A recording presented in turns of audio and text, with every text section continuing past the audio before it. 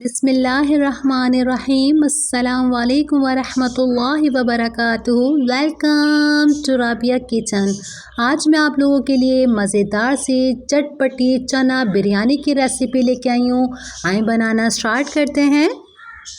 एक पतीला लेंगे हम और इसके अंदर हम 1.5 कप जितना ऑयल डालेंगे और मैं सरसों का ऑयल यूज़ करती हूँ क्योंकि बहुत हेल्दी होता है।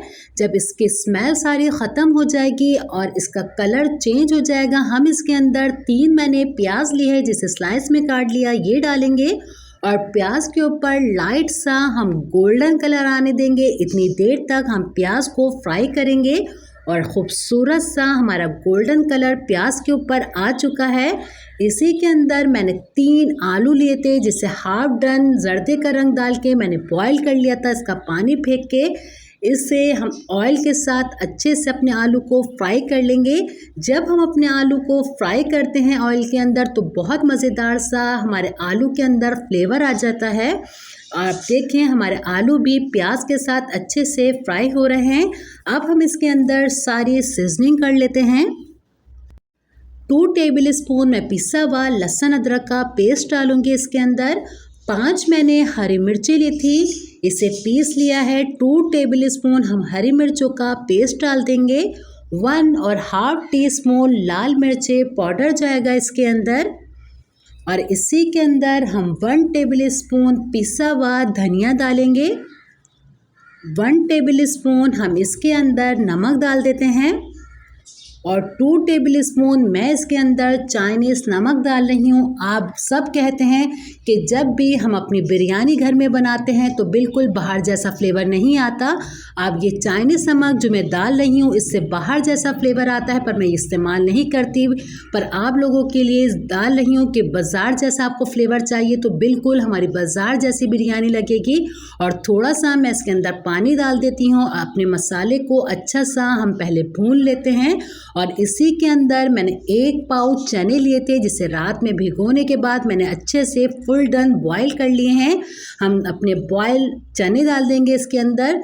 3 मैंने टमाटर लिए थे जिसे मोटा मोटा स्लाइस में काट लिया है, ये डाल देंगे। अच्छे से इसे हम मिक्स कर लेते हैं। मज़ीद इसे चटपटी करने के लिए इसके अंदर हम डालेंगे 2 टेबल स्पून बिरयानी मसाला। ये मेरा ख़ुद का घर का बनाया हुआ है, मैं आपको सिखा चुकी हूँ, आप मेरी वीडियो पर जाके देख सकते हैं। इसी के अंदर हाफ बंच हम पुदीना डालेंगे और हाफ बंच हम हरा धनिया डाल देते हैं और अच्छे से इसे मिक्स कर लेते हैं। और इसी के अंदर मैं 1 गिलास जितना पानी डालूंगी, जो हमारे आलू के अंदर थोड़ी बहुत कसर है वो पूरी हो जाए, क्योंकि हमारे आलू भी अच्छे से फुल डन होना चाहिए। इसे मैं पानी डाल के तकरीबन 10 मिनट के लिए रख दूंगी। 10 मिनट इसे हो चुके हैं, इसे हम चेक करेंगे और माशाल्लाह से मसाला इसका भून चुका है, ऑयल सारा इसका ऊपर आ गया है, नज़र आ रहा होगा आपको। और माशाल्लाह से इतनी ज़बरदस्त सी खुशबू आ रही है इसके अंदर। और ये मैंने 1 टेबल स्पून सौंफ लिए, 2 टेबल स्पून साबुत धनिया, 2 मैंने बादियाने फूल लिए हैं जिसे मोटा मोटा दरदरा सा कूट लिया है, ये डालेंगे। बिल्कुल एंड के अंदर डालते हैं। और आलू भी मैंने चेक कर लिया है, बिल्कुल परफेक्ट हो गया है आलू इसका। और इसके अंदर थोड़ा बहुत पानी है पर हमें इसका पानी इतना नहीं चाहिए, आधा कप जितना हम और पानी डालेंगे, क्योंकि जब इसे हम 5 मिनट के लिए तेज़ आंच पर रखेंगे चावल डाल के तो इसके मसाले जलने का डर होता है। इसलिए इसके अंदर हम आधा कप पानी डाल के इसे हम थोड़ा सा सलबला रखते हैं कि अगर हम इसको हल्की आंच पे भी रखें तो जलने का बिल्कुल डर नहीं होता। अच्छे से छोलों को हम इस तरीके से फैला लेंगे। इसी के अंदर मैंने 1 किलो सेला चावल लिए हैं जिसे भिगो दिया था, सिर्फ नमक और ज़ीरा डाल के मैंने फुल डन इसे बॉईल कर लिया है। हम बॉयल राइस डालेंगे इसके अंदर और अच्छी तरीके से हाथ से इसे हम फैला लेंगे पहले। और एक एक चावल खिला खिला है, बिल्कुल बार बार चावल को डालने के बाद इस तरीके से मत करेगा कि चावल हमारे टूटने का डर हो। अब हम इसके अंदर 1 टेबल स्पून मैंने केवड़ा लिया है, ये डाल देंगे और हाफ टी स्पून मैंने ज़र्दे का रंग लिया था, इसे पानी में घोल लिया है, ये डालेंगे इसके अंदर। और इसी के अंदर हम बचे हुए जो हमारे पास पुदीना था और टमाटर थे, ये सजा देंगे इसके ऊपर। और इसी के ऊपर हम हाफ टी स्पून पिसा हुआ गरम मसाला डालेंगे।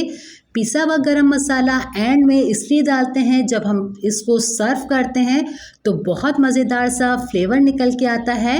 और इसी के ऊपर मैं हाफ कप जितना घी डालूँगी और अच्छे से इसे मैं 5 मिनट के लिए तेज़ आंच पे रखूँगी बिल्कुल। जब 5 मिनट के बाद इसकी आंच को मैं बिल्कुल स्लो कर दूँगी और बिल्कुल दम वाली आंच पे इसे 2-3 मिनट के लिए रखेंगे।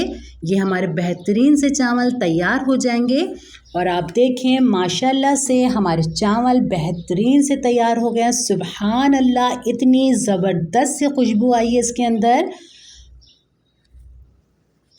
अल्हम्दुलिल्लाह, एक एक चावल खिला खिला है, आप देख सकते हैं, हिलाने में आपको महसूस हो जाएगा कि आपके चावल खिले खिले हैं और बिल्कुल नहीं लगी हमारी कोई बिरयानी।